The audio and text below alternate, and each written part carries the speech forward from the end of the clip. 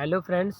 तो इस वीडियो में हम देखेंगे जीटीटी ऑर्डर होता क्या है और उसे कैसे लगाते हैं एंड किस सिचुएशन में लगाते हैं और किस किस तरह के जीटीटी ऑर्डर्स होते हैं। चलिए देखते हैं। तो यहाँ पे देखिए मैंने टीसीएस की एक स्क्रिप्ट लगा के रखी हुई है जिसका रेट अभी चल रहा है 3387। अब सपोज़ करिए कि मुझे 3300 यानी यहाँ से अगर 88 पॉइंट और नीचे आ जाए तब मुझे बाय करना है, यानी 3300 का जब रेट आएगा तो मुझे इसे बाय करना है। तो अगर मान के चलिए मैं यहाँ पे नॉर्मल ऑर्डर लगाता हूँ, जैसे मैंने ये नॉर्मल ऑर्डर लगाया और यहाँ पे मैंने जैसे इसका रेट डाल दिया 3300 ये, और मैंने लॉन्ग टर्म में करके लिमिट करके मैंने ये बाय पे डाल दिया। तो अगर आप देखेंगे तो ये जो ऑर्डर है मेरा यहाँ पे ओपन ऑर्डर देखिए लग गया है।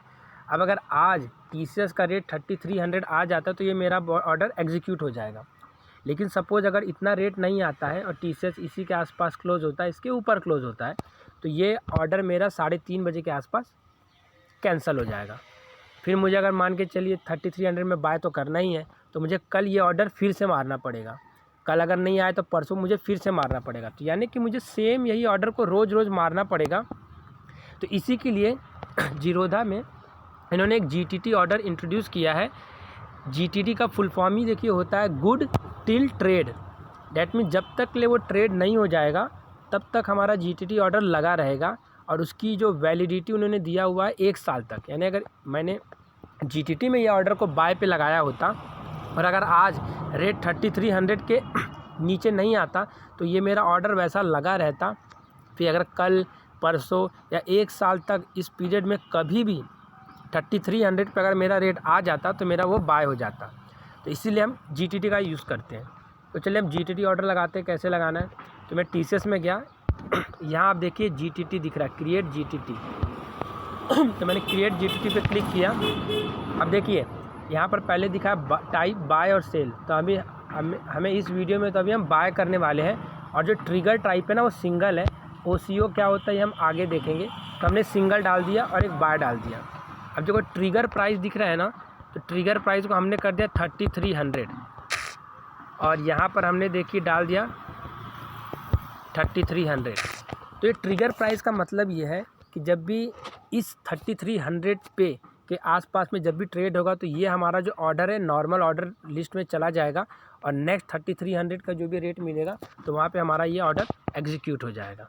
ठीक है, तो हम देखिए इस तरीके से जीटीटी ऑर्डर का ये हम लगा देते हैं, और आपको यहाँ जीटीटी में दिखाई देगा। देखिए सिंगल बाय 3300, और ये हमारा एक्टिव रहेगा जब तक ले आइदर ये 3300 पे ट्रेड नहीं हो जाता है, या 1 साल ख़त्म नहीं हो जाता है, या फिर हम इसे कैंसिल नहीं कर देते, तब तक ये ऑर्डर हमारा यहाँ पे पड़ा रहेगा।